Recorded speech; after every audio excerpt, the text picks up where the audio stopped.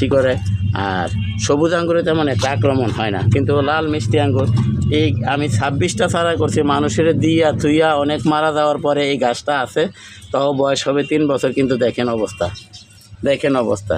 আসলে ভাই টবে এরকমই হয়, যেহেতু আমি খেজুর গাছ একজনকে দিয়েছি, আমার খেজুর গাছ যতটুকু এতটুকু রয়েছে, ওনার গাছে আলহামদুলিল্লাহ ফুল চলে আসছে। আমি কয়েকদিন 2-1 দিন আগে আমি ভিডিওটা ছাড়ছি, আপনারা যারা দেখেন নাই ইচ্ছা করে দেখে আসতে পারেন। আমার টবে যেরকম আছে ওরকমই আছে, মনে হয় যে 1 মাসের গাছ। আর যাকে দিয়েছি একই সাথে ছাড়া ওনার গাছে আলহামদুলিল্লাহ ফুল চলে আসছে। সদির আমি এটা 2-1 দিন আগে আপলোড করছিলাম, আপনারা ঘুরে আমার চ্যানেলটা দেখে আসতে পারেন যে কতদিন পর বীজের চারা থেকে খেজুর হয়, এই ধরনের একটা ভিডিও আমি ছাড়ছি। তো দেখ আলহামদুলিল্লাহ এখন থেকে আমরা এটা কি স্প্রে করবো, এটাতে স্প্রে করবো আমরা শুধু আমরা যে মালটা গাছে যে স্প্রেটা করি ঘরে বানাই না, ওই স্প্রেটা এখন থেকে আমরা করব। আর এখন এই গাছটা দ্রুত বড় করতে হলে আমরা কি পরিচর্যা করব আসুন একটু দেখি। এখানে আমরা একটু নিম খোল দিলাম।